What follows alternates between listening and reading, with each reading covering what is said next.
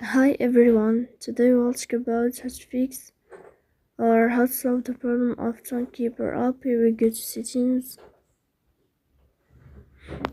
Here you can click on apps, default apps, app settings. On above you can search about Tonkeeper. Then you can click on first stop and you can click OK. Here we'll enter to the window of storage. After that we can click on clear cache. Then you can turn off your phone. And you can wait a moment to turn on your phone again to fix that problem.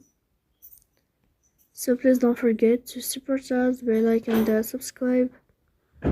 See you next time in another video, and thank you for your attention and your watching.